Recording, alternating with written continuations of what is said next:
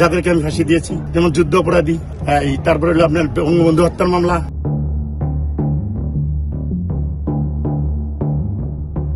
জাতির পিতা বঙ্গবন্ধু শেখ মুজিবুর রহমান হত্যা মামলার মৃত্যুদণ্ডপ্রাপ্ত ৬ আসামিসহ ২৬ জনকে ফাঁসিতে ঝুলিয়েছেন ঢাকা কেন্দ্রীয় কারাগারের প্রধান জল্লাদ শাহজাহান। যদিও তার দাবি তিনি ৬০ জনকে ফাঁসিতে ঝুলিয়েছেন।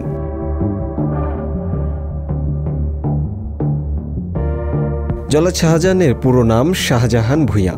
তিনি নরসিংদী জেলার পলাশ থানার ইছাখালী গ্রামের মৃত হাসেন আলীর ছেলে। ৭৩ বছর বয়সী শাহজাহান ব্যক্তিগত জীবনে অবিবাহিত। হত্যা ও অস্ত্র মামলায় ৪২ বছরের সাজা হয়েছিল তার।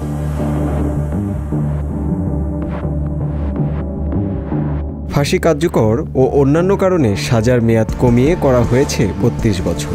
দীর্ঘ ৩২ বছর ৬ মাস ২ দিন সাজা ভোগের পর অবশেষে মুক্তি পেয়েছে আলোচিত এই জল্লাদ। রোববার ১৮ জুন বেলা ১১টা ৪৭ ঢাকা কেন্দ্রীয় কারাগার থেকে মুক্তি পান তিনি।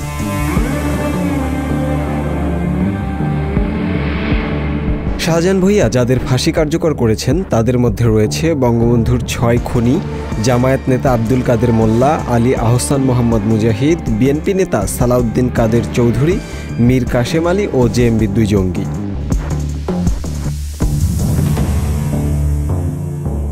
শাহজাহান ভূঁইয়ার জন্ম ১৯৫০ সালের ২৬ মার্চ নরসিংদীর পলাশ উপজেলার ইছাখালী গ্রামে। উচ্চ মাধ্যমিক পরীক্ষা শেষ করে স্থানীয় রাজনীতিতে জড়িয়ে পড়েন তিনি।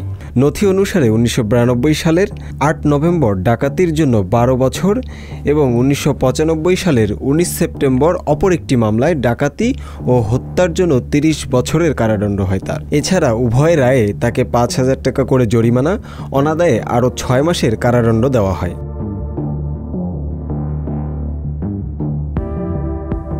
জেলার মাহবুবুল ইসলাম সাংবাদিকদের জানান, দুটি মামলায় ১৯৯১ সালের ১৭ মে থেকে কারাগারে রয়েছেন শাহজাহান।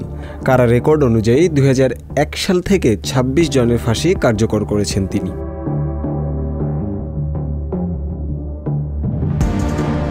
জেলার মাহবুবুলের তথ্য অনুযায়ী ৪২ বছরের সাজার মধ্যে প্রতি ফাঁসির জন্য ২ মাস কারা রেয়াত পেয়েছেন শাহজাহান। কারাবিধি অনুযায়ী আচার আচরণ এবং অন্যান্য কারণে সব মিলিয়ে ১০ বছর ৫ মাস রেওয়াত পেয়েছেন তিনি। শাহজাহানের হাতে কোনো টাকা পয়সা না থাকায় যে ১০,০০০ টাকা তার দণ্ড হয়েছিল তা কারা কর্তৃপক্ষ মিটিয়ে দিয়েছে।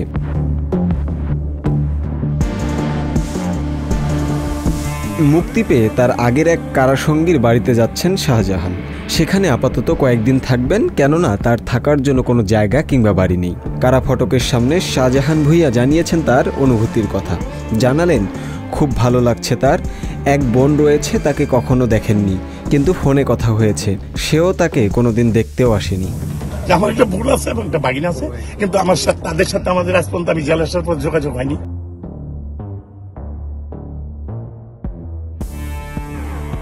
সংবাদ, ফিচার ও অনুষ্ঠানের জন্য ভিজিট করুন সংবাদ প্রকাশের ওয়েবসাইট এবং যুক্ত থাকুন ফেসবুক পেজ ও ইউটিউব চ্যানেলের সঙ্গে।